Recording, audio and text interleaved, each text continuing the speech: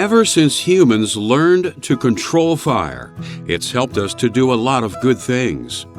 Fire has kept us warm when we were cold, cooked our food when we were hungry, and created light when it was dark. But when it gets out of control, fire can be devastatingly destructive to property and lethal to people. Every year, more than 1,400 warehouse fires are reported in the United States. That's almost 4 a day. And while large trucks are only involved in 8% of fatal crashes, they are involved in 17% of fatal highway fires. These situations cause thousands of injuries, many deaths, and at least $1 billion in damage. In this program, we will discuss fire hazards that can often be found in transportation and warehouse environments, how fires can start, and how to put them out. We will also look at what you can do to prevent fires and how to keep yourself and your coworkers safe if one does occur.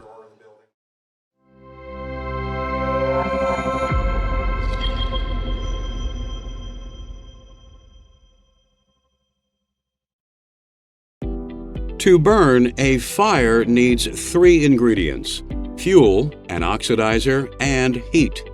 The fuel is any material that will burn. Fuels can include combustible solids such as wood, paper, cardboard, and some metals. Flammable and combustible liquids such as gasoline, toluene, and some solvents and cleaning solutions. And ignitable gases such as propane and natural gas. A fire must also involve an oxidizer. In most cases, atmospheric oxygen takes on this role. But there are some situations where an oxidizer, such as fluorine or chlorine, combined with heat and fuel, can lead to a fire too. Regardless of the type of oxidizer, the more of it a fire has, the better it can burn, which is why fanning a fire makes it flare up. The third element that a fire needs is heat, a source of ignition, such as a burning match or an electric spark that lights it and keeps it burning.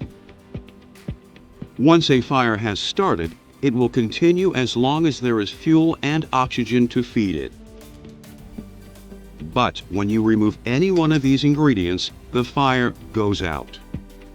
To put out most fires, you apply some type of retardant, like water, baking soda, or sand, that will reduce its heat or deprive it of fuel or oxygen. But not all fires are alike. Depending on the types of materials that are burning and where the fire is located, using the wrong fire retardant can make a bad situation even worse. For example, water does a great job of putting out burning cardboard, but if you pour water on burning liquids like gasoline, it will just spread the fire further. And since water conducts electricity, you can't use it on a fire that is burning in or around electrical equipment, because somebody could be electrocuted. To make it easier to distinguish between different types of fires and determine how they should be extinguished, they have been divided into classes. Class A fires involve everyday solid combustibles like paper and wood, which can be extinguished with water. Class B fires involve flammable gases, liquids, and some plastics. They are usually extinguished by applying chemical foams. Class C fires involve electricity and can occur in any type of electrical equipment. They are fought by smothering them with non-conductive substances, such as carbon dioxide and dry chemicals, which deprive them of oxygen. Class D fires involve combustible metals and can be complex and very dangerous to extinguish. So if you encounter one, don't try to put it out unless you have been specifically trained to do so. Class K fires involve cooking-related materials such as cooking oil, grease, or animal fats. They spread quickly and can be difficult to manage. So if you are working around these materials, be cautious.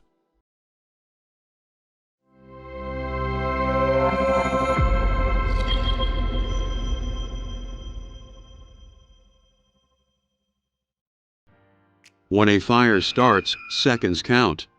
The burning has to be slowed down as much as possible, as soon as possible, in order to protect lives and property. The first line of defense in most warehouses is a sprinkler system which is triggered automatically by the heat of a fire.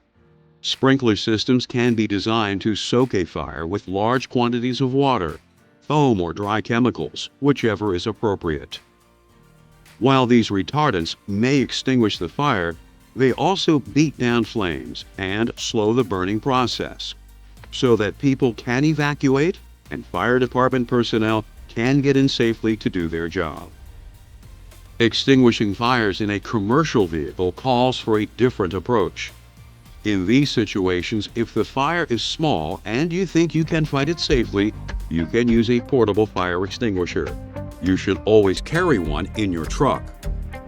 Otherwise, you need to get a safe distance away and call 911 for assistance from a local fire department. Fire extinguishers provide another line of defense in a fire emergency. They discharge water, carbon dioxide, or dry chemicals to fight specific classes of fires. Before using an extinguisher in any situation, you need to make sure that it is compatible with the class of fire you're fighting. If the label indicates that it's the wrong type of extinguisher for that fire, don't use it. Fortunately, many fire extinguishers are marked A, B, and C on their label. This shows that they are multi-purpose units and can safely be used for all three classes of fire. When you use a fire extinguisher, remember to follow the pass method. Pull the pin, aim the nozzle, squeeze the trigger, and sweep from side to side. Most extinguishers will empty in less than 15 seconds. If you can't put a fire out in that time frame, you should evacuate the area immediately. Place the empty extinguisher on its side out of the way, so no one will trip over it or try to use it again.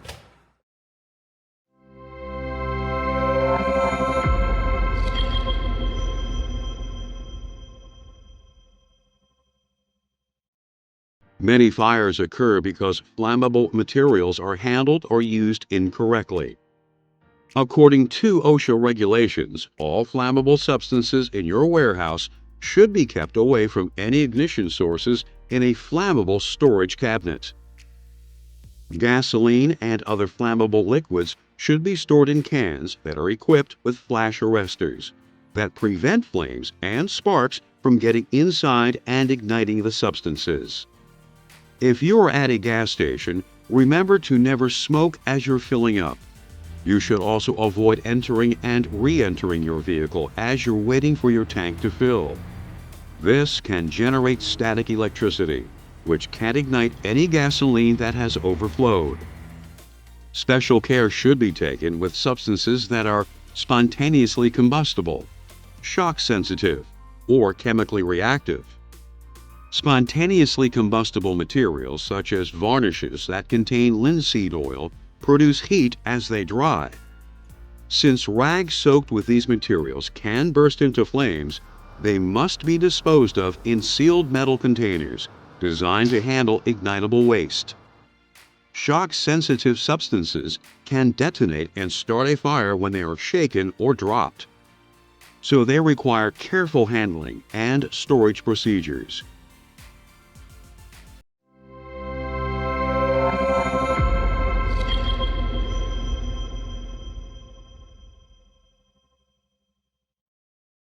The best way to fight fires is to keep them from starting in the first place. You can help to prevent fires in your facility by learning to recognize potential fire hazards and doing what's needed to reduce or eliminate them. Clutter such as discarded packing materials, piles of paper, and boxes can be fires waiting to happen. So police your warehouse regularly and dispose of all waste. Wood pallets, paper products, and cardboard boxes can all easily catch fire and should be stored away from electrical equipment. Wood shavings, grease, and other ignitable materials that build up on machine parts can get hot and lead to a fire as well. So remember to keep all equipment surfaces clean. Careless smoking causes a number of accidental fires by providing a source of ignition for any fuel that's in the area. If you smoke, be sure to follow your company's smoking policy. Smoke only in designated areas. Make sure cigarette butts are extinguished before discarding them. And place butts in proper containers. Do not throw them in the trash. 1 in 5 workplace fires occur when welding, cutting, or some other operation that can provide a source of ignition is being performed. These tasks are known as hot work, and they are strictly controlled at your facility by a permitting system. Hot work fire safety measures include preventing the throwing off of sparks or slag, removing or protecting flammables in the area, and posting a fire watcher to make sure no secondary fires occur. Electricity is involved in many warehouse fires as well. Electrical fires can be caused by overloaded circuits or damaged equipment, as well as not following safe work practices. Overloads occur when too much power is being drawn through an electrical circuit, which can cause the wiring to heat up and catch fire. So before you plug in a power tool or a piece of equipment, make sure the circuit can handle its power requirements. This also applies to any extension cords you plan to use. They should be rated for the amount of power the equipment they are connected to will be drawing. Never install an extension cord as a permanent power supply solution. They're for temporary use only. Over time, they can deteriorate and become a fire hazard. You should also avoid using power strips or other adapters that can result in plugging too many devices into a single circuit. Check all power cords for damage such as cracked or frayed insulation. If you find any cord problems, don't use that equipment. If you're driving a commercial vehicle, you should always do a pre-trip inspection for potential fire hazards. Look at the fuel and exhaust systems for potential leaks and hot spots, electrical system for any loose connections or wires that could cause sparks, tires and wheels to make sure that they are properly inflated so they won't overheat, and cargo to make sure anything that is potentially combustible is properly insulated or has other safeguards. When you're on your way to your destination, make sure to stop periodically to check your truck's tires and the vehicle's body for signs of overheating. If you see anything unusual, do not continue driving until you find the cause.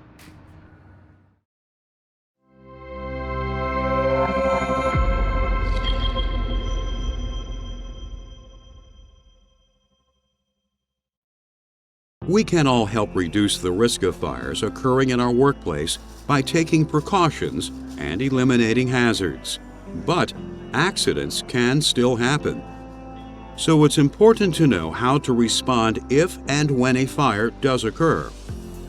If you are in a warehouse, the groundwork for this has already been laid out in your facility's Emergency Action Plan, which details the steps that should be taken if an emergency occurs. This includes mapping out evacuation routes and explaining how everyone in the building can evacuate safely. You should take the time now to familiarize yourself with the plan and identify at least 2 evacuation routes from the areas where you work. That way, if one route is blocked, you'll be able to evacuate quickly using the other one. And remember to keep evacuation routes and emergency exits clear so everyone can get out safely. During a fire, smoke can make it difficult to see where you're going, so you should practice how to navigate along your evacuation routes with your eyes closed as well. It could save your life. When a fire alarm rings, it's your signal to leave the warehouse immediately. Don't delay because you think it's just a drill. And don't stop to pick up your personal possessions. Just go. Remain calm and follow your evacuation route. Walk, don't run. Never push past people in front of you. Do not use an elevator. You could be trapped inside if the power fails. Use the stairs. Inhaling the smoke from a fire could kill you, but since smoke rises, you can avoid breathing it by staying as close to the floor as possible. Cover your face with a wet cloth if you can, and take short breaths. When you approach a closed door, make sure that it's cool before you open it. Check the temperature with the back of your hand. It's more sensitive to heat than your palm. A door that's hot probably has flames behind it, so don't open it. Use an alternate route instead. If you work at a multi-story facility, you may be instructed to evacuate to a safe area inside the building. Otherwise, proceed to the ground floor and leave the building immediately. When you get to the assembly area that's specified in your company's emergency action plan, report yourself as safe and remain there until you're told that it's okay to leave. If a fire starts when you're on the road, there are unique hazards you need to be aware of and safety procedures you need to follow.